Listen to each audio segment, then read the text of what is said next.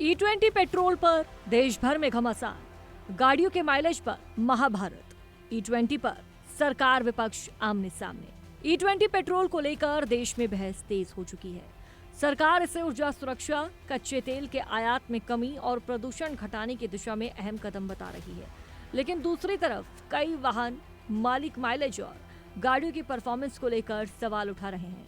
इस मुद्दे पर आम आदमी पार्टी ने केंद्र सरकार के खिलाफ मोर्चा खोल दिया है। अरविंद केजरीवाल ने 29 ऑटो कंपनियों को चिट्ठी लिखकर 2023 से पहले बनी गाड़ियों में E20 के इस्तेमाल को लेकर जवाब मांगा था। अब उन्होंने सरकार पर कंपनियों पर दबाव बनाने का गंभीर आरोप लगाया है। अभी कुछ दिन पहले मैंने 29 कंपनियों को चिट्ठी लिखी थी।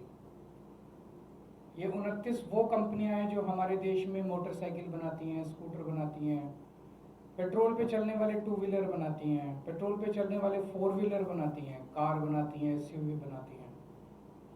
उनसे चिट्ठी में मैंने पूछा था कि भाई ये बता दो साफ साफ लिख के कि क्या आपके 2023 से पहले जो बने हुए व्हीकल हैं उन व्हीकल्स में E20 पेट्रोल इस्तेमाल किया जा सकता है।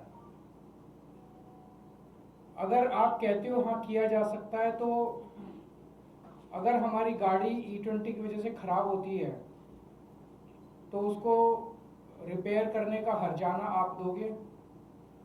अगर आप कहते हो हाँ किया जा सकता है, तो क्या माइलेज में जो ड्रॉप आती है उसका हर्जाना आप दोगे। ये चिट्ठी मैंने इन 29 कंपनियों को लिखी थी। E20 पेट्रोल यानी पेट्रोल में 20% एथेनॉल का मिश्रण। सरकार के मुताबिक एथेनॉल ब्लेंडिंग से कच्चे तेल का आयात पर निर्भरता कम करने, किसानों को फायदा पहुंचाने और कार्बन उत्सर्जन घटाने में मदद मिल सकती है। लेकिन E20 को लेकर वाहन मालिकों के बीच तस्वीर पूरी तरह साफ नहीं है। कुछ नहीं आया, इंजन में अभी कोई कंप्लेंट नहीं आई। अब बाद में पता लगेगा क्या प्रॉब्लम होती है।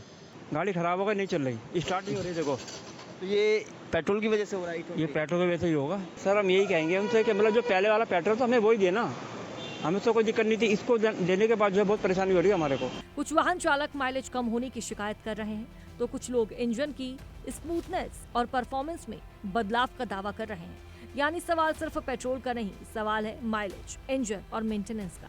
समझ में ये नहीं आ रहा कि हमारे लिए फायदा है या नहीं है। इन्होंने पहले ये कहा कि पेट्रोल सस्ता हो जाएगा अगर हम E20 लाते हैं, E80 लाते हैं। पेट्रोल वही का वही है, उसके रेट बढ़ते जा रहे हैं। एक्चुअली क्या है कि पहले एवरेज जब हम नॉर्मल फ्यूल डलवाते थे तो एवरेज ठीक आती थी, लेकिन अभी गाड़ी चलाने में भी दिक्कत आ रही है क्योंकि और एवरेज ही पहले से कम हो गई है। इसी को लेकर विपक्ष केंद्र सरकार पर हमलावर है।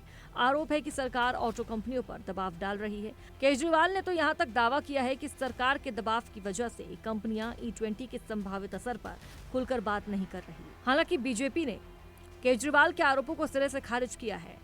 बीजेपी का कहना है कि E20 को लेकर ऑटो कंपनियां पहले ही अपनी स्थिति सार्वजनिक कर चुकी है। विपक्ष ने E20 को लेकर सरकार की मंशा पर भी सवाल उठाए हैं। आरोप है कि देश की करीब 30 करोड़ गाड़ियों से जुड़े इस फैसले का असर करोड़ों वाहन मालिकों पर पड़ सकता है। और अब E20 का मुद्दा सिर्फ माइलेज और इंजन तक सीमित नहीं रहा, सड़कों पर भी इसका विरोध दिखाई देने लगा है। यानी E20 अब सिर्फ पेट्रोल का मुद्दा नहीं, नीति, वाहन कंपनियों और करोड़ों वाहन मालिकों के बीच बहस का मुद्दा बन चुका है। सरकार इसे ऊर्जा सुरक्षा और पर्यावरण से जोड़ रही है, विपक्ष इसे वाहन मालिकों के हित से जोड़कर सवाल उठा रहा है। यानी आने वाले दिनों में E20 पर सरकार और विपक्ष की सियासी टक्कर और तेज हो सकती है। ब्यूरो रिपोर्ट, जी मीडिया।